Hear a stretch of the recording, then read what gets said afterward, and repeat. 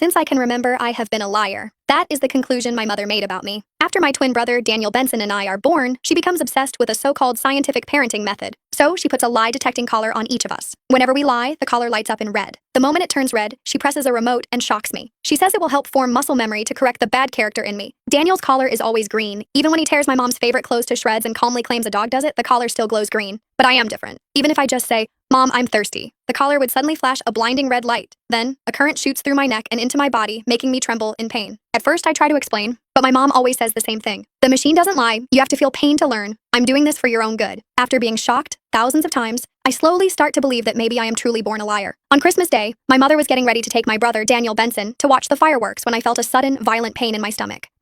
I curled up on the floor, breaking out into a cold sweat. "Mom, help me. My stomach hurts." My voice was shaking, but the collar around my neck started flashing red like crazy. Mom stood over me, staring down at me without a hint of emotion. She dialed the shock up to the highest setting. "So now you're pretending to be sick just to go watch fireworks with us? How could you even think to put on such a fake show? It's revolting. You're seriously rotten to the core." She grabbed Daniel and walked off. The door slammed shut, and the bang made my ears ring. I couldn't help thinking maybe she was right. Since the collar was flashing red, that meant I couldn't really be in pain. I must just be me pretending to be pitiful and trying to get attention again. I couldn't be any more sorry, Mom. If there were a next life, I would definitely try to become a more honest person. It hurts. The pain had me trembling all over. I clawed at the floor, leaving claw marks behind. Just then, the doorknob suddenly turned. Hope flickered in my eyes. Mom came back. Since she was a doctor, she must have realized something was wrong with me. She must have come back to save me. "Are you still not done with your act? The fireworks are about to start. Danny's already getting impatient." Standing at the doorway, she looked annoyed. "Mom..."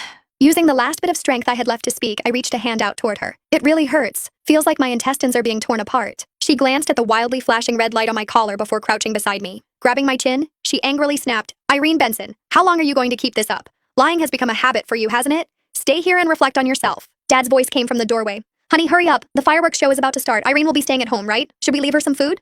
Standing up, Mom dusted off her hands as if she'd just touched something dirty. "Why should we? She's got a pile of snacks in her cabinet that she bought with the money she stole last time. She won't starve." Turning to me, she added, "Let's lock the door. She's not allowed out until that collar turns green." Dad hesitated. But what?" Mom cut him off immediately. "Being too soft on kids just ruins them. Look at how well-behaved Danny is. His collar's always green. Someone like Irene is just born bad. She needs to be corrected." But there was nothing in my cabinet at all.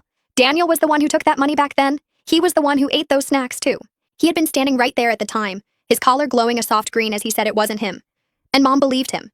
But when I had said it wasn't me, the red light lit up instantly, followed by another shock to my neck. I watched Mom turn and walk away. Poking his head round the door, Daniel stuck his tongue out at me. "Bye, Irene. We're going to watch the super pretty fireworks now." The collar around his neck was glowing bright green. What a nice color. With a bang, the door slammed shut. The sound of the door locking was like a blow straight to my heart.